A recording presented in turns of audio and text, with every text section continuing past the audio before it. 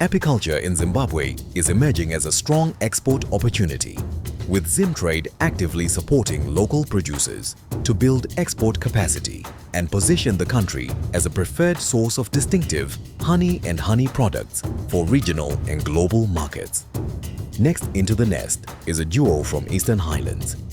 We are really excited. It's a big opportunity for us because the local market, we've done our best in terms of capturing the market, but we feel that we are not drawing the best value in the local market.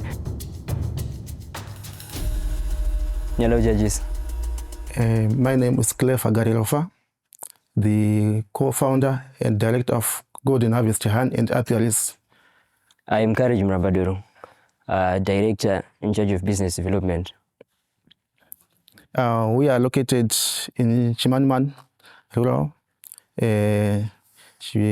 western constituents, and we are into hand processing and manufacturing and value addition.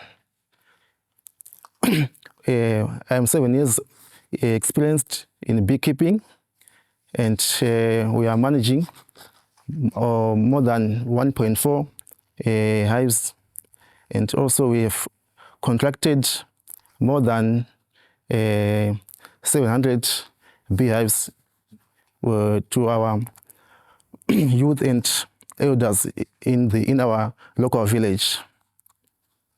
So we have about 6 products, which is basically your raw liquid honey. We've got combed honey, I think some of which you have. Then we've got honey blends, we've got honey lip balm, we've got honey candles. Then we've got honey mead, which is basically your honey wine. Yearly, our capacity right now, basing on our figures from last year, we have a capacity of producing about 6.3 tons of honey harvest. And that 6.3 tons, we can, it's broken down to around 300 kgs is lost due to the manual processing.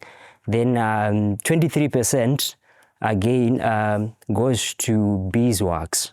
So we remain with about 77%, which will be liquid honey. Then from the 23%, about 17% becomes our beeswax. Then in terms of value, we sell our honey at around $3.80 per kg, that is liquid honey. Then propolis, we sell it at around $45 a kg, and we produce around 7 kgs currently per year. And we sell it at $45 a kg. Then beeswax, we sell it at $10 a kg, of which we have got a capacity of producing around 1 ton thereabout. Our markets currently is your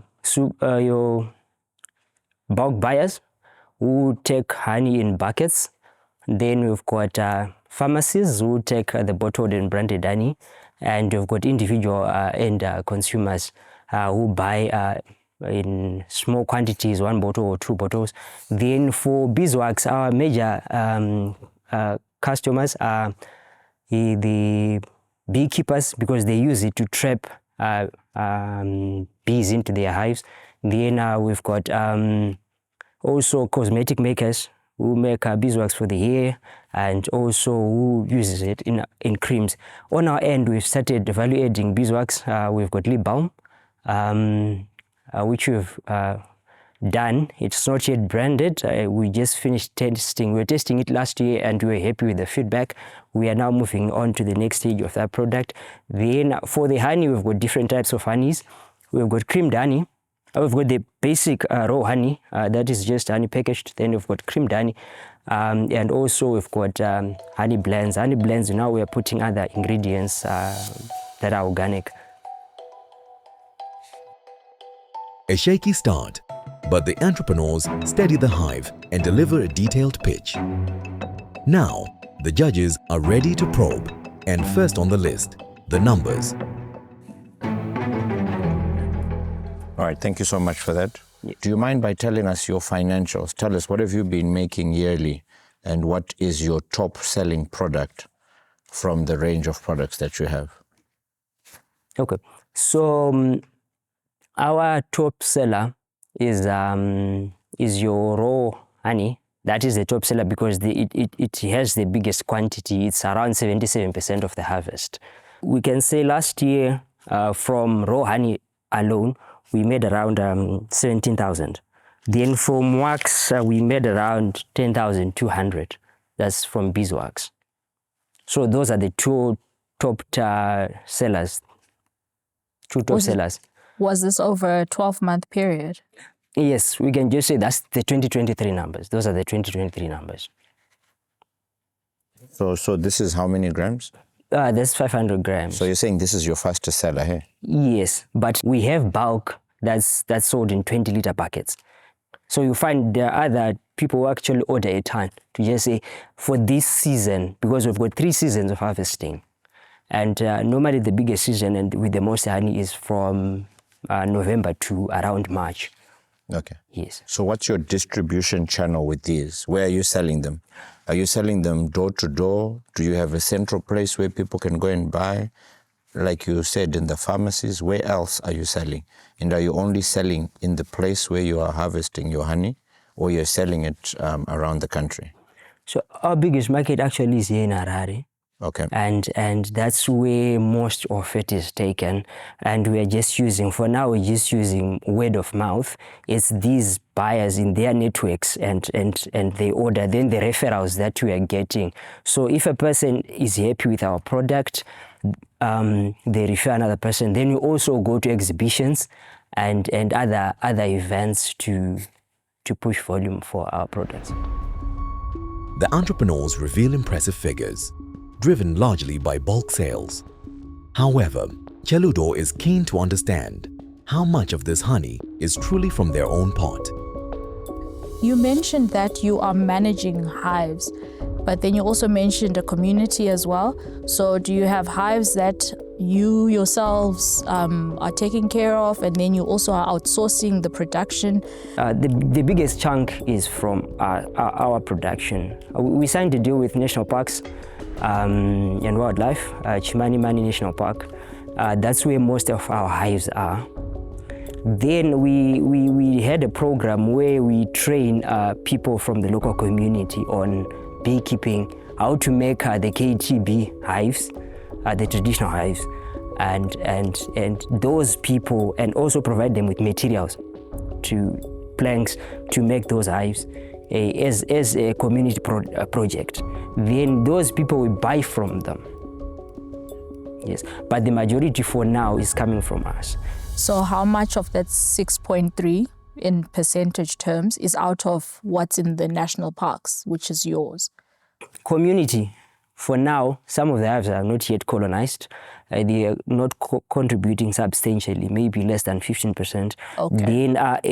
Then we have a section, maybe about 20%, that's in our fields. Like, then the rest is the hives that are in national park. So that's 65%. Okay. Yes. Social impact, check. Environmental impact, check. With an ingenious National Parks partnership, Golden Harvest is ticking the right boxes. However, the judges have discovered a flaw in their finances. In your expenditure, I see a section written family support. What does that mean? Okay, yeah. Since we are still, this is the only source of income for us as a family, we also need to get a portion so that we can satisfy our family needs in terms of food, education. What? So you don't pay yourselves salaries? We, as you saw, we incorporated last year, and we are moving to formalization. So at that point, we weren't having salaries allocated. It's just we are building a project for. Because from a corporate governance point of view, as much as you incorporated last year, we will tend to worry that family support can turn into the business funding uncontrollably. So when we look at this, we always think that founders, you need to find a way of paying yourself, no matter how little it is, but something that can be seen as an expense or your own salaries. What you then do with that is a different story. But corporate governance is very important when you start a business, okay? Because you can't wait for it to grow to then say, okay, now I can, the benefits will come, but the way it's structured here made me worry a bit, like who controls this? And even if you were to get somebody to invest in you, like when it's like this, then we tend to worry, is the money being injected correctly into the business? You and the business are very separate. You know? Okay, thank you. Thank you so much. Okay. Filtering business from personal expenses keeps finances clear and builds business credibility. Golden Harvest's books are in disarray, a revelation that stings hard. Meanwhile, another discovery is made, this time in the honey itself. Is this your dark honey? Yes. Okay. And this one is what? You classify this one as? Eucalyptus honey. Okay. This is what? It's a light Much amber. lighter. Okay. Thank you very much for getting these things tested by a lab. I think that was good initiative because with food, we appreciate the sensitivity of it all, right? And especially when you're exporting. My concern was the conclusion regarding the HMF. I took a bit of time to read this report, and it seems like these two have got a very high HMF, which the World Health Organization has issues with. I don't know if it's something you can address. It's something that we will have to look at. From the report in the conclusion, it really says, I would quote, other studies suggest high presence of HMF have negative effects to health. And I think this one line, especially even for a local product, it now raises a lot of concern from a health point, that are we paying attention to controlling the quality of the honey? It seems things aren't going to plan. The presentation has lost its sweetness, and the recent discoveries have knocked the duo off balance. The judges want to probe from a different angle.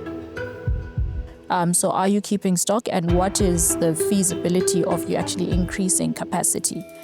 Yeah, for now, we are stocking our honey, but since we are still trying to expand our market, and sometimes we face challenges in capacitating the production side. And secondly, the storage facilities, we are still struggling to have enough storage facilities that can hold bigger volumes of our product. There is so much capacity, especially in Manicaland, because it's highly vegetative, so forage for bees is abundant. Then also, we want to try and utilize the use of the modern honey hives, the Langstroth. With the Langstroth, if you're using a Langstroth, you can harvest every 30 days during high foraging times. But with KTB now, you can't do that. You can only do that 3 times at most, or 2 times per year. Then also doing this community engagement and being an aggregator in the community. We can be an aggregator for the whole of Manicaland or even other areas. The judges are ready to make their verdict. Will they give this business the green light for export? Or have the recent discoveries soured the pot for the duo? I like your business. I like more particularly the environmental impact that it has. And I also like the fact that you've gone and expanded and you're looking at value adding. There's some operational issues that you need to look at. I think you would benefit, and I definitely think that your business is scalable for export. So it's a yes from me. Thank you. Thank you. I like your concept. I just think that there's a lack of knowledge on how to handle finances as they come in and what to do with them. So I think the greatest thing about Ego Nest is that you come in, they mentor you, they help you grow. I honestly think that with the input that you'll get, I can tell you that you actually can make a whole lot more, like she said. So from me, it's going to be a yes, on condition that you guys come up. When you come back, you need to be able to show us what you've done henceforth. Okay, so one of the major hindrances that the honey business faces, like when they're going to export, is capacity, which I actually like the fact that you've mitigated that by becoming an aggregator, right? That on its own speaks to, I think, a very good business model, and the empowerment aspect around empowering the communities, the rural communities. It's actually a plus. I think you'd benefit a lot from Zimtrade's export readiness program to just iron out a few things. You guys are definitely culprits when it comes to finances, right? Yeah. But it's a yes for me. Thank you.